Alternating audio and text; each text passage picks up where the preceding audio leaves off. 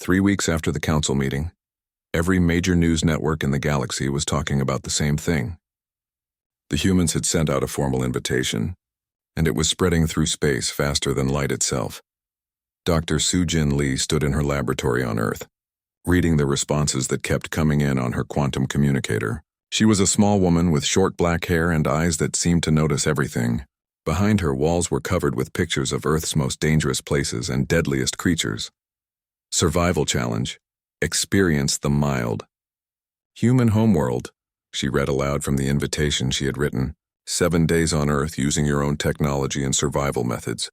Full documentary coverage broadcast across the galaxy. Humans will provide minimal assistance only in life-threatening situations. Her assistant, Park Min-ho, looked up from the equipment he was checking. Min-ho was tall and strong, with scars on his hands from years of survival training. He had been in Earth's Special Forces before becoming a survival instructor. "Are you sure about this, Dr. Lee?" he asked. "These aliens have never experienced anything like Earth. What if something goes really wrong?" Sujin smiled, but it was not a warm smile. It was the kind of smile a teacher gives when a student is about to learn an important lesson the hard way. "Min-ho, these beings just spent an hour laughing at us in front of the entire galaxy," she said. "They think we are weak because we do not have claws or armor or poison. They think Earth is a safe, easy world because our air has oxygen and our water is liquid." She walked over to a window that looked out over the Korean countryside. In the distance, mountains rose up into clouds. A river flowed through a valley where rice fields made green patterns in the earth. "Look at this," she said. "What do you see?" Min-ho joined her at the window. "I see home," he said. "Exactly. To us, this is normal. Peaceful, even. But do you know what an alien would see?" Min-ho thought about it. A world where the ground moves and shakes, where the sky throws water and lightning, where the air has so much oxygen that one spark could burn down entire forests.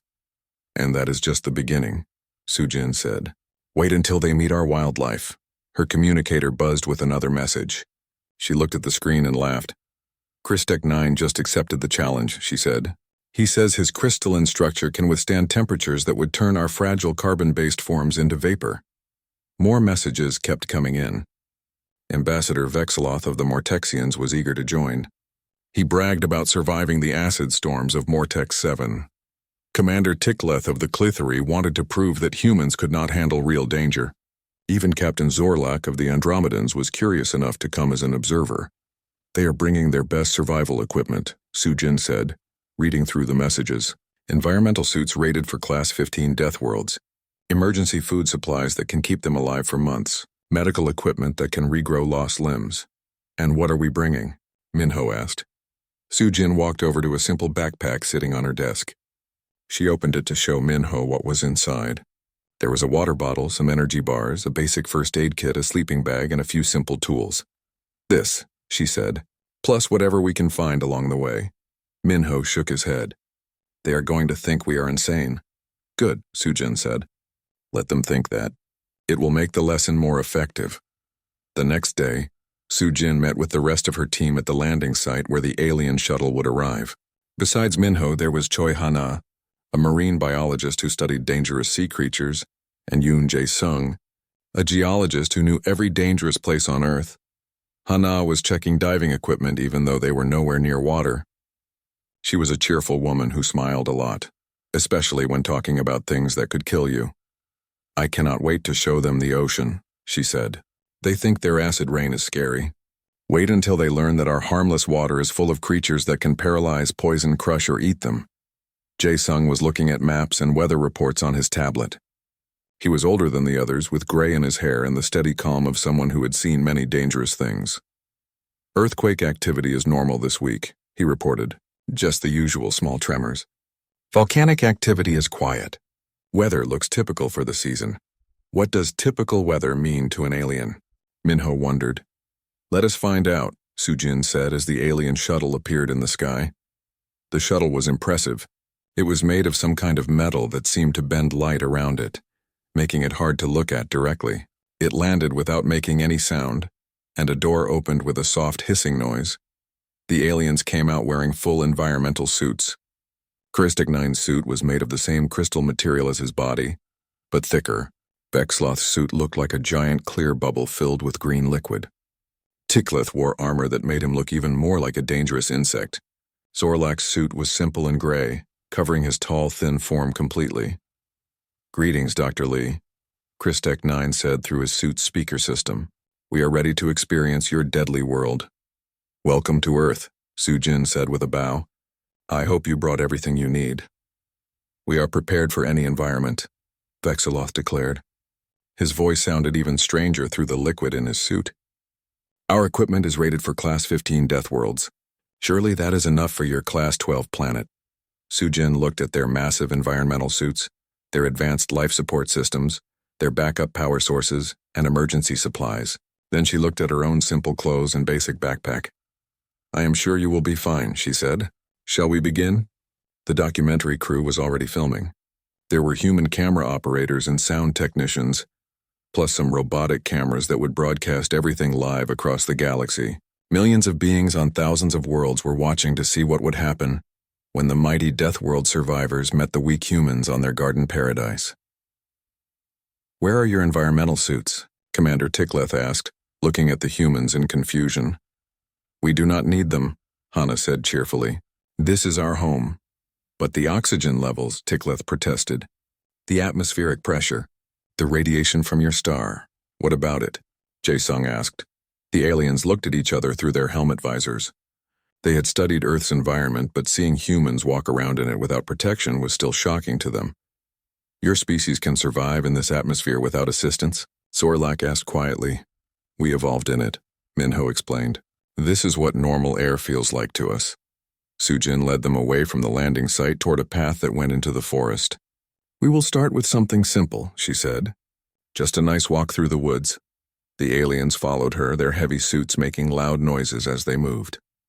The humans walked quietly, barely disturbing the leaves under their feet.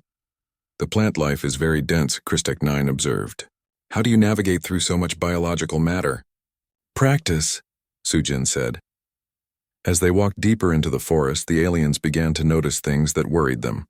Every tree was taller than the buildings on their homeworlds. The air was full of spores and pollen and tiny flying insects. The ground was soft and unstable, covered with rotting leaves and strange mushrooms. "This organic matter," Vexloth said nervously, "it is decomposing, releasing gases, creating unstable chemical reactions." "Yes," Hana agreed. "Is that not wonderful? All of this death is feeding new life, which will eventually die and feed even more life. It is a beautiful cycle." The aliens stopped walking. They stared at Hana like she had just said something impossible. "You find death beautiful?" Tickleth asked. "Death is part of life here," Jae-sung said simply. "Everything dies, and everything that dies makes something else able to live. The soil we are walking on is made of billions of dead things." "You are walking on a carpet of corpses?" Christek 9's voice went up several notes. "Well, yes," Sujin said. "How else would soil form?" The aliens looked down at the ground with new horror. On their worlds, death was something to be avoided, cleaned up, or fought against. The idea of walking on dead things, breathing air that came from rotting plants, living in an ecosystem built on decay was almost too much for them to understand. "This is just the forest floor," Minho mentioned casually. "Wait until you see what lives in the trees." As if his words had summoned it, a squirrel ran down a nearby tree trunk and stopped to look at the strange group. To the humans, it was just a curious squirrel. To the aliens, it was something impossible. It moved straight down the vertical surface, Zorlak said in amazement. "Defying gravity?" "That is nothing," Hana laughed. "Wait until you see a gecko." Taeho Kim sat in the back row of the Great Council chamber, watching alien delegates argue about things that did not matter much to him. His head hurt badly. Last night had been his 35th birthday, and his human friends on the station had thrown him a party. Now he was paying for all that Earth whiskey they had shared. The Galactic Council station floated in space around a peaceful world called Kepler 442b. Inside the station, hundreds of different alien species came together to make decisions about the galaxy. The chamber was huge, with seats arranged in circles going up toward a crystal ceiling that showed the stars outside. Taeho pulled out a small bottle from his jacket pocket. It looked like water, but it was actually a hangover cure from Earth. His grandmother had taught him how to make it using ginger, honey, and a few secret ingredients. He took a small sip and felt a little better. At the front of the chamber, a tall crystalline being called Christek 9 was speaking. Christek 9 came from the Veltari species. They looked like living diamonds, all sharp edges and bright light. When they spoke, their voices sounded like wind chimes in a storm. We must discuss the latest applications to join the Deathworld Survivors Coalition, Christek 9 announced. His crystal body flashed with different colors as he spoke. This group is only for species that have survived on the most dangerous planets in our galaxy. Tejo sat up straighter. He knew what was coming next. One application comes from a species called humans. Christek 9 continued. They claim their home planet is what they call a Class 12 death world. They have given it a very dramatic name. They call their world Hell. The chamber filled with strange sounds. These were the different ways alien species laughed. The Mortexians, who looked like giant slugs with too many eyes, wobbled and made wet slapping sounds. The Clithery, bug-like creatures with sharp claws and wings, buzzed and clicked their mandibles together.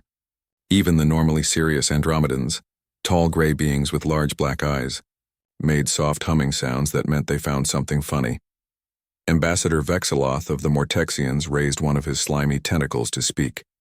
A death world with only 21% oxygen in the air, he said, his voice sounding like someone talking through thick mud. Where gravity is barely 1G, where water falls from the sky like rain. More laughter filled the chamber.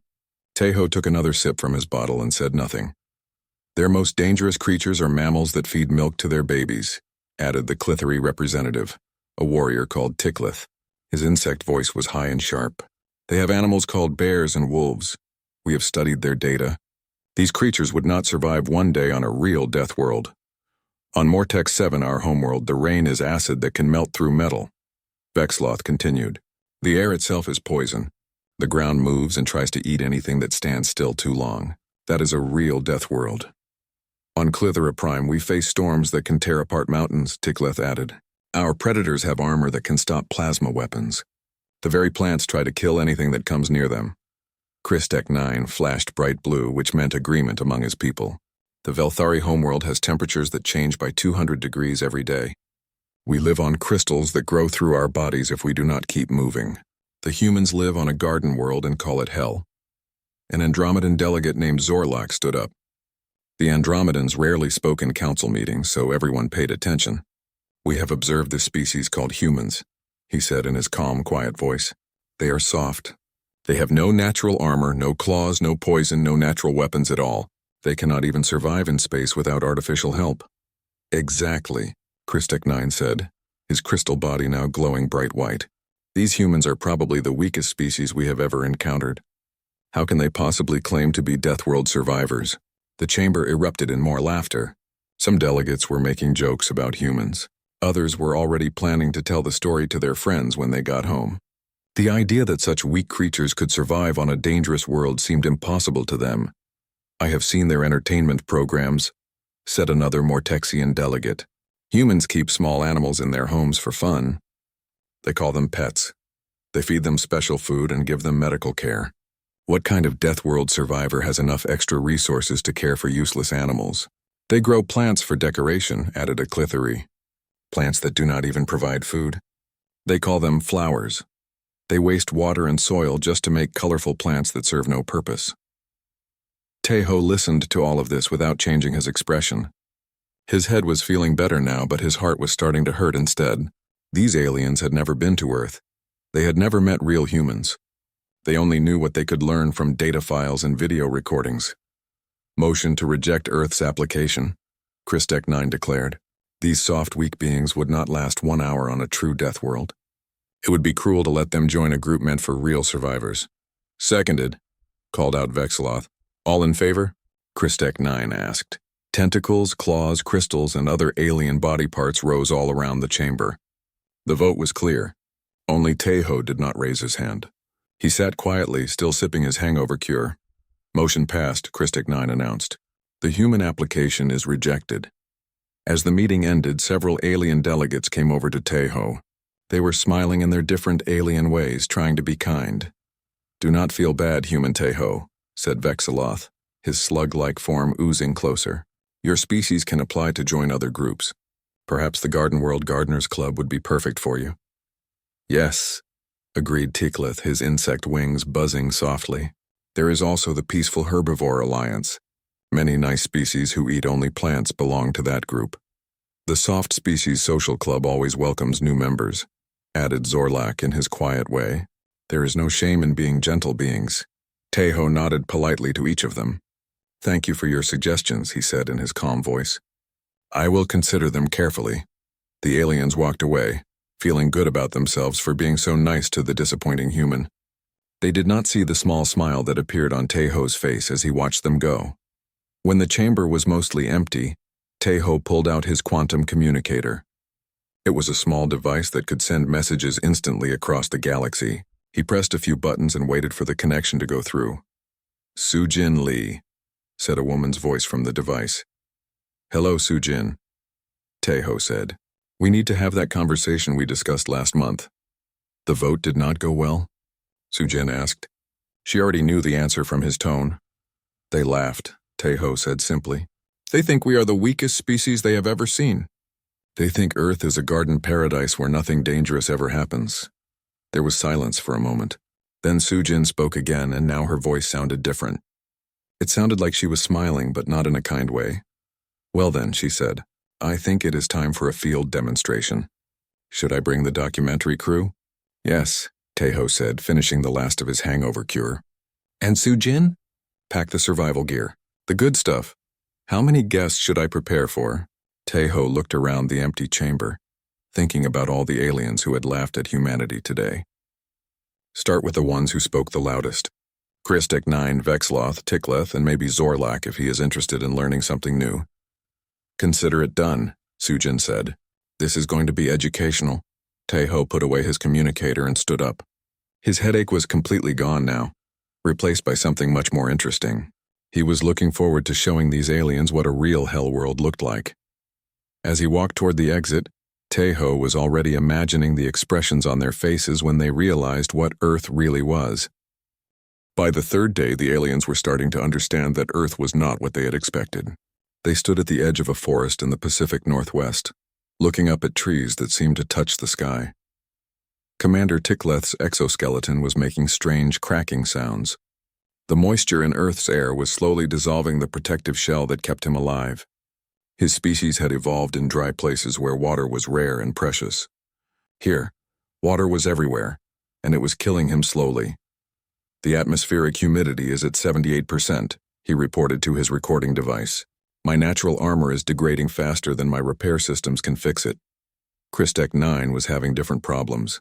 His crystalline feet kept sinking into what he thought was solid ground. Every step was a surprise as the soft earth gave way beneath him. The surface is unstable, he complained, pulling his foot out of a muddy spot. How do you walk on something that moves and changes? Carefully, said Yoon Jae-sung with a smile. Ambassador Vexaloth was the most frightened of all. His species came from a world where everything was either rock or acid.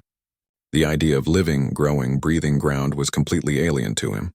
Every time a worm came up from the soil, he jumped backward. The earth is alive, he whispered. It is full of creatures. How do you sleep knowing that things are moving beneath you? The same way you sleep knowing there are stars burning in space above you? Choi Hana replied. It is just part of how the universe works. Captain Zorlak was taking notes on everything. As an Andromedan, he was naturally curious about new things. But even his scientific mind was struggling to understand Earth's ecosystem. The complexity is overwhelming, he said to his recorder. Every square meter contains thousands of different life forms, all interacting in ways we cannot predict or control. Dr. Sujin Lee led them deeper into the forest. The humans moved like they belonged there, stepping around obstacles without thinking, ducking under branches that the aliens did not see until too late. How do you process so much information at once? Zorlak asked Minho. The number of potential threats and variables should paralyze your decision-making systems. Minho stopped walking and looked around. What do you mean? In the last minute, you have automatically avoided 17 different obstacles, identified and dismissed 23 potential threats, analyzed wind direction, ground stability, and overhead dangers, while maintaining awareness of your team's position and the path ahead. The computational requirements should be enormous. Minho blinked in surprise. I was just walking. No, Zorlak said firmly. You were performing complex multivariable analysis at superhuman speed. You just do not realize you are doing it. Before Minho could answer, Hana called out from ahead. Everyone, stop! We have company.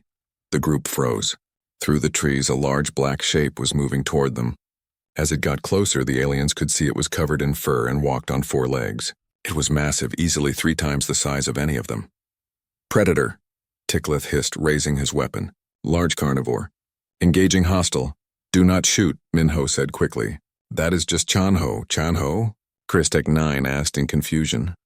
We named him after Hana's brother, Jae-sung explained. He comes through here every few days looking for berries. The black bear looked up at the strange group. His small eyes studied them for a moment. He seemed to decide they were not dangerous or interesting, then went back to eating berries from a nearby bush. It ignored us, Vexloth said in amazement. On my world, all creatures either run away in fear or attack immediately. This one evaluated us and decided we were irrelevant. Chanho has seen humans before, Hana said. We are not scary to him unless we do something stupid. What would be stupid? Tickleth asked, still gripping his weapon, getting between him and food, making loud noises. Running away, Sujin listed. Bears are faster than they look. This one can run 50 kilometers per hour. 50 kilometers per hour? Kristek 9's voice cracked. That is faster than our emergency evacuation vehicles. He can also climb trees faster than you can fly, Minho added helpfully. The aliens stared at the bear with new respect. This harmless creature was potentially faster and stronger than their most advanced technology, but it was completely ignoring them. How many creatures like this live on Earth? Zorlak asked. Bears. A few 100,000, Hana said, but Chanho is actually pretty small for his species. The big ones are still sleeping for winter.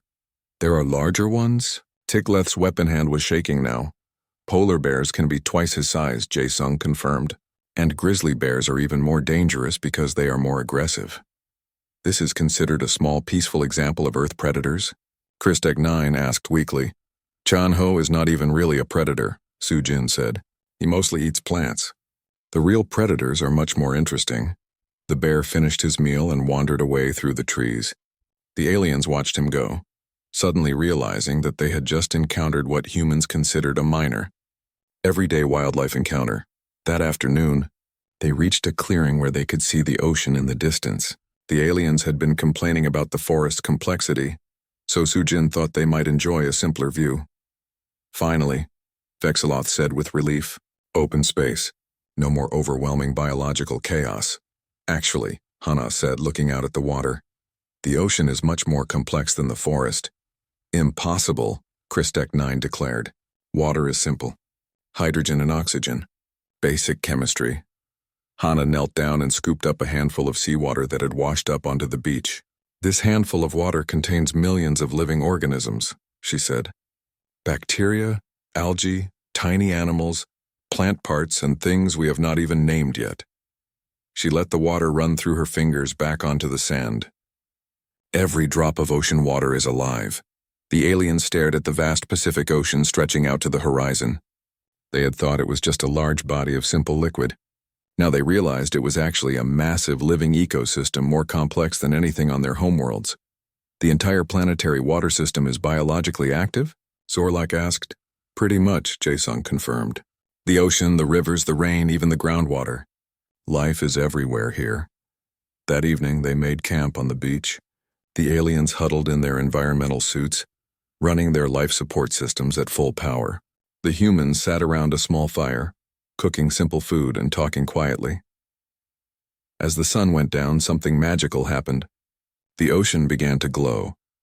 Bioluminescent plankton lit up the waves with blue-green light.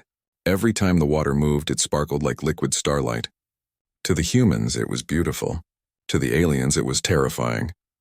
The water is producing energy, Tickleth said, his voice full of panic. Some kind of biological reactor. It is just plankton, Hana said peacefully. Tiny sea creatures that make light when they are disturbed. The ocean is full of creatures that can manipulate photons? Kristek 9 asked. Among other things, Hana agreed. Some can generate electricity. Some can produce acids stronger than anything you have on your worlds. Some can survive in boiling water or freezing ice. And you swim in this water? Vexeloth asked in horror. All the time, Hana said. I am a marine biologist. The ocean is my workplace. She stood up and walked toward the glowing waves. The aliens watched in amazement as she waded into the bioluminescent water. Every step she took created swirls of light around her legs. The ecosystem has accepted her, Zorlak whispered to his recorder. She is not foreign to it. She belongs to it. Hana dove under a small wave and came up laughing, her hair full of glowing water droplets.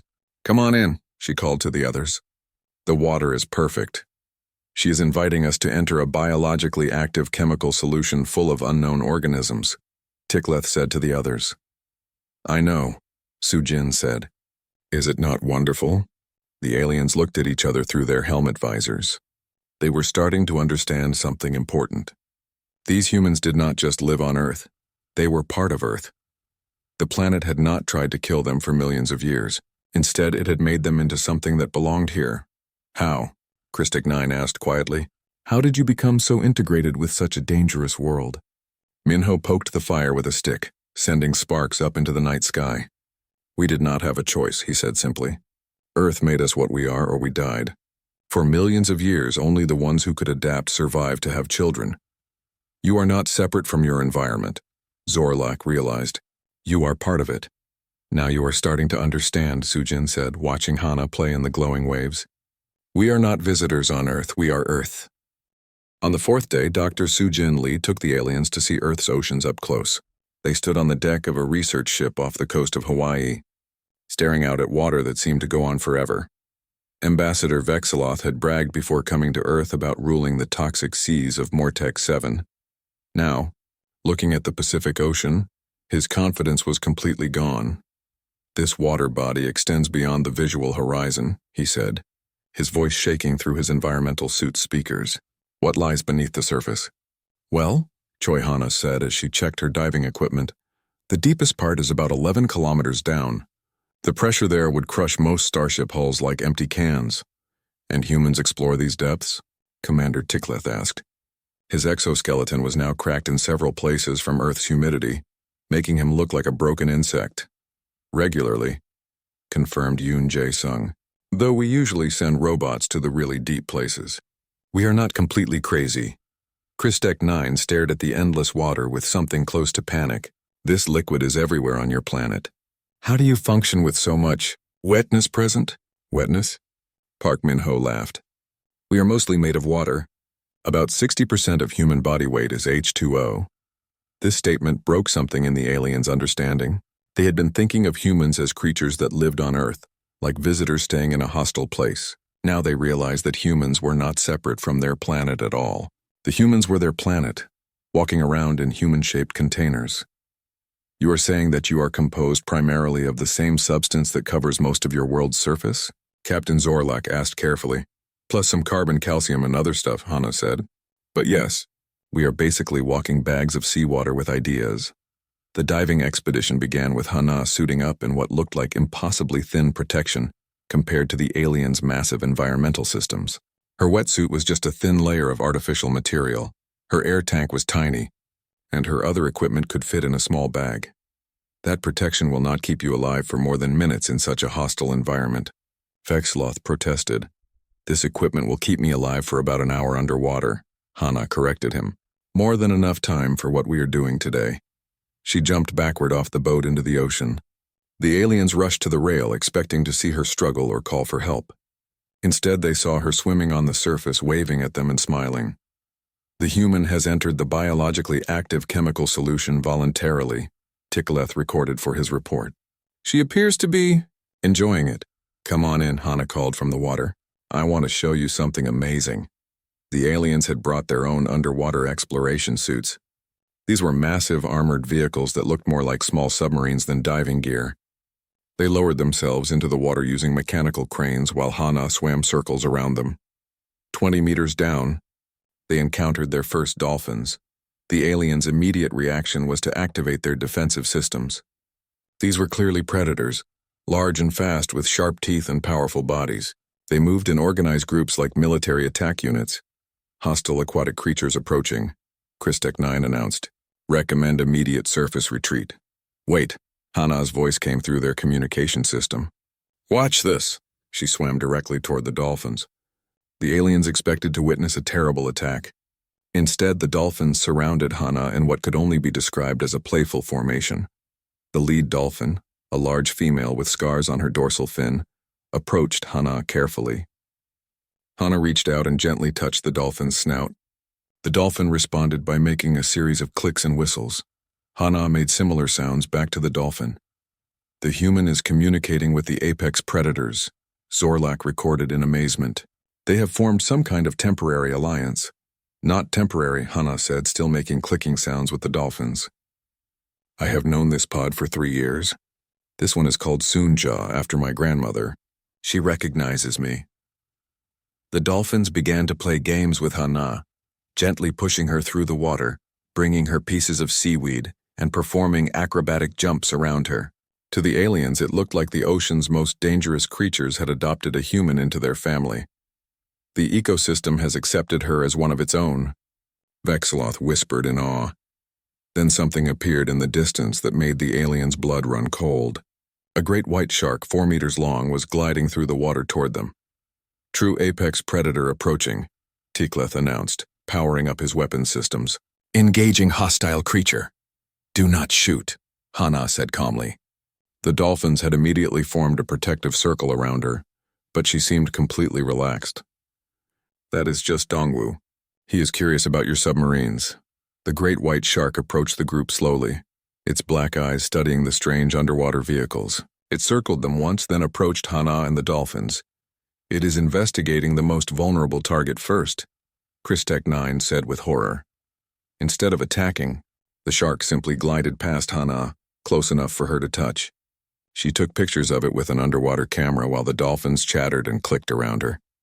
Beautiful specimen, she said to the others through her communicator. Probably about 15 years old, judging by the size. Very healthy. The apex predator has dismissed her as non-threatening, Zorlak recorded. She poses no challenge to its territory, so it ignores her presence. More than that, Hana said, swimming alongside the shark as it moved through the water. Dongwu has learned that humans sometimes mean food. We study shark behavior by bringing fish scraps to attract them. He associates us with good things. The shark completed its inspection and swam away into the blue depths. The dolphins played with Hana for a few more minutes, then they too departed. But not before the matriarch Soonja touched Hana's hand one more time, in what looked like a farewell gesture. The aquatic ecosystem has multiple levels of organization, Zorlak observed as they returned to the surface. And somehow humans have integrated themselves into all of them. That evening, as their research ship anchored in a protected bay, the aliens watched the sunset paint the ocean in brilliant colors. Bioluminescent creatures began to appear in the water around the boat, creating trails of light wherever the waves moved. Your ocean contains organisms that can manipulate electromagnetic radiation, Christek 9 said, watching the light show. Pretty much everything in Earth's oceans can do something that would be considered impossible on other worlds, Hana agreed. Some create light, some generate electricity, some produce toxins that can kill creatures 1,000 times their size. And yet you swim with them regularly, Vexeloth said.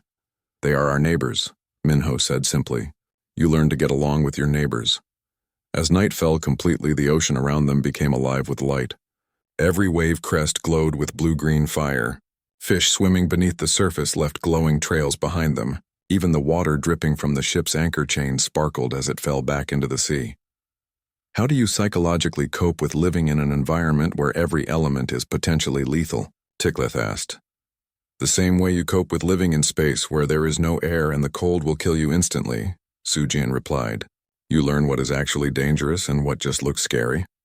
But the complexity, Christek 9 protested. There are millions of variables, billions of organisms, countless chemical and biological processes all happening simultaneously. Yes, Hana said, leaning over the ship's rail to watch a school of glowing fish swim by. Is it not beautiful? The aliens looked at the humans who were completely relaxed in an environment that should have been overwhelming. These creatures had somehow learned to not just survive in Earth's chaotic complexity, but to find peace and beauty in it. Your species treats mortal danger as background noise, Zorlak observed. What choice do we have? Jae Sung asked. Earth never stops being Earth. We can either learn to live with it, Or we can spend our whole lives being afraid. So you chose not to be afraid, Christek9 said. We chose to pay attention, Sujin corrected him. Fear makes you stupid. Attention keeps you alive. As the aliens settled into their environmental suits for another night of artificial life support, they could hear the humans talking quietly among themselves, discussing tomorrow's plans like they were going on a picnic instead of facing more deadly challenges. Tomorrow we visit Busan, Sujin was saying. My hometown. You will get to meet my family. Will that be safer than the ocean? Vexeloth asked hopefully. The humans looked at each other and started laughing. Oh, Hana said, wiping tears from her eyes. Wait until you meet Grandmother Sunja. She survived the Korean War. War is safer than your nature? Tiklith asked in confusion. No, Minho said, still chuckling. But Grandmother Sunja survived both. The final day of the survival challenge took place in the most harmless location Dr. Sujin Lee could think of. Her hometown of Busan, South Korea. The aliens, now visibly struggling with Earth's environment, expected relief in a civilized setting. Commander Tikleth's exoskeleton was held together with emergency repair gel. Christek9's crystalline structure had stress fractures from the constant humidity. Ambassador Vexeloth moved slowly, his slug-like form showing signs of dehydration despite his environmental suit. Even Captain Zorlak seemed tired, though he tried to hide it. Finally, Vexeloth said as their transport approached the city, a controlled environment where we can observe human civilization without biological chaos. 8 million humans live here, Sujin said, looking out at the sprawling city that stretched between mountains and ocean, all in this relatively small area. The number hit the aliens like a physical blow. On their homeworld, such population density would mean constant warfare, resource conflicts, and social collapse. 8 million individuals in close proximity? Christek9 asked weakly. How do you prevent territorial conflicts? Practice, said Park Minho with a smile. As they entered the city, the aliens discovered something even more disturbing than Earth's dangerous wildlife. The humans had created a complex social system where millions of individuals moved through the same space without chaos. They walked through Jagalchi Fish Market, where thousands of humans conducted business in a space that should have been impossibly crowded. Vendors called out prices, customers examined fresh seafood, delivery trucks navigated narrow alleys, and children ran between the stalls playing games. How do you maintain social coordination with this many individuals? Zorlak asked, watching the organized chaos with scientific fascination. We just do, said Choi Hana, stopping to buy fresh octopus from a vendor named Kim Dong-woo. The aliens watched thousands of simultaneous interactions happening around them. Commerce, navigation, communication, child rearing, food preparation, and social bonding all occurred at the same time in the same space. It is like a hive mind, Christek9 observed, but each individual is making independent decisions. Collective behavior emerging from individual choices, Zorlak recorded. No central authority, no predetermined programming, yet complex social functions continue seamlessly. Wait until you see the subway system during rush hour, Yoon Jae-sung said cheerfully. But the real revelation came when they reached Sujin's family home for lunch. Park Soon-ja was 78 years old, small and wrinkled with gray hair tied back in a simple bun. She greeted the aliens politely, bowing in the traditional Korean way, and invited everyone to sit around a low table. As she served tea and began preparing lunch, she talked casually about her life. The aliens listened with growing amazement as this tiny, fragile-looking human described experiences that would destroy most civilizations. The war started when I was 12, Soonja said, slicing vegetables with a knife that moved so fast it was almost a blur. We had no food for 3 years. I learned to catch rats and cook grass soup. You survived a resource shortage that lasted 3 years? Tikleth asked in awe. Oh, that was just the beginning, Soonja laughed. After the war came the floods. Then the economic collapse in the 1990s. Then my husband died in a factory accident, so I raised 5 children by myself while working 2 jobs. The aliens stared at her in silence. This cheerful grandmother had personally survived multiple extinction-level events and was treating them like minor inconveniences. You have experienced societal collapse, environmental disaster, economic system failure, and personal tragedy, Vexeloth said slowly, yet you appear content. What choice do I have? Sunja asked, setting bowls of soup in front of her guests. Life happens whether you like it or not. You can either complain about it or you can make good soup. But the psychological trauma, Christek 9 protested. The stress of constant survival threats should have damaged your cognitive functions. Sunja looked at him with the patient expression of someone explaining something obvious to a child. Young crystal person, stress only breaks you if you fight against it. I learned to bend instead of breaking. Adaptation, Zorlak whispered to his recorder. Not just physical adaptation to environmental threats, but psychological adaptation to existential challenges. As they ate lunch, more family members arrived. Sujin's cousin Jae-sung, who worked as a deep-sea fisherman, her uncle Min-soo, who had survived 3 major typhoons and 2 earthquakes, her niece Ha-young, who was studying to become a surgeon and talked casually about practicing on cadavers. Each person the aliens met had survival experiences that would be legendary on their homeworlds. Yet these humans treated their stories like normal family conversation. Grandfather caught a giant squid during the storm of 2018, Ha-young mentioned while eating rice. 8 meters long. It fought him for 6 hours before he brought it to the boat. Uncle Dongsu once got lost in the mountains for 2 weeks, added another cousin. He survived by eating insects and drinking rainwater from leaves. My sister Young-hee delivered her own baby during a blackout caused by an ice storm, Sunja said proudly. No electricity, no hospital, just her and her husband with a flashlight. The aliens listened to these casual mentions of superhuman survival feats with growing understanding. Every human they met represented generations of ancestors who had survived Earth's constant challenges. Then the final lesson came unexpectedly. A small earthquake hit during lunch. It was barely 4.2 on the Richter scale, just enough to make the dishes rattle on the table. The aliens immediately activated emergency protocols. Vexeloth retracted into his protective shell. Tikleth powered up his defensive systems. Christek 9 began broadcasting distress signals. Zorlak started recording what he assumed would be his final log entry. The humans in the restaurant barely paused their conversations. Should we evacuate? Tikleth asked, his broken exoskeleton rattling from both the earthquake and his fear. For that little shake? Minho laughed. The building is rated for magnitude 7.0. We are completely safe. Sunja continued serving soup as if nothing had happened. The real earthquakes sound different, she explained to the terrified aliens.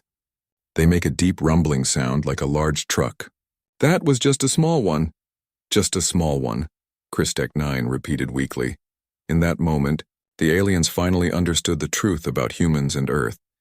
These beings had not survived their world despite its dangers. They had survived because of them. Every human represented millions of years of evolutionary pressure from a planet that constantly tested its children. Earth had not tried to kill humans. Earth had made humans into something that could not be killed easily. Motion to reconsider Earth's application to the Death World Survivors Coalition, Ambassador Tae-ho Kim said quietly when they returned to the Galactic Council 3 days later. He was still carrying his hangover cure, though by now everyone knew it was not really for hangovers. It was a reminder of what humans considered normal daily challenges. The council chamber was very different this time. Instead of laughter, there was respectful silence. The documentary of the aliens' week on Earth had been broadcast across the galaxy, and everyone had seen what happened when advanced civilizations met primitive humans. All in favor? Tae-ho asked. Every tentacle, claw, crystal formation, and appendage in the chamber rose immediately. The vote was unanimous. Welcome to the Death World Survivors Coalition, Christek 9 said, his voice now full of respect. But I have one question. How do you make surviving on such a deadly world look so easy? Tae-ho smiled and took another sip from his bottle. We do not make it look easy, he said. We just do it anyway. 6 months later, the Galactic Council established new standards for measuring dangerous worlds. Earth became the baseline against which all other death worlds were compared. The scale was renamed the Human Standard. Dr. Sujin Lee received the Galactic Medal of Scientific Excellence for outstanding contribution to xenobiological understanding. She used the prize money to fund a new research program, studying impossible ecosystems that somehow work. Anyway, Park Soon-ja became an accidental galactic celebrity. Beings traveled from across the galaxy to meet the human who survived multiple apocalypses and still makes excellent kimchi. She found this mildly amusing and started charging admission to help pay for her grandchildren's education. The documentary became the most watched program in galactic history. Its title, You Mocked the Hellworld, then met a human with a hangover, and Ambassador Tae-ho Kim never had to buy his own drinks at diplomatic functions ever again. But the most important change was not in the Galactic Council or the history books. It was in how the galaxy looked at humanity. No longer were humans seen as weak, soft creatures from a garden paradise. Now they were seen as they truly were, the children of a world so dangerous that it had created beings who treated the impossible as routine, who found beauty in chaos, and who faced the end of the world with a smile and a cup of tea. Earth had not made humans strong by giving them claws or armor or poison. Earth had made humans strong by teaching them that strength was not about never falling down. Strength was about always getting back up, and humans always got back up.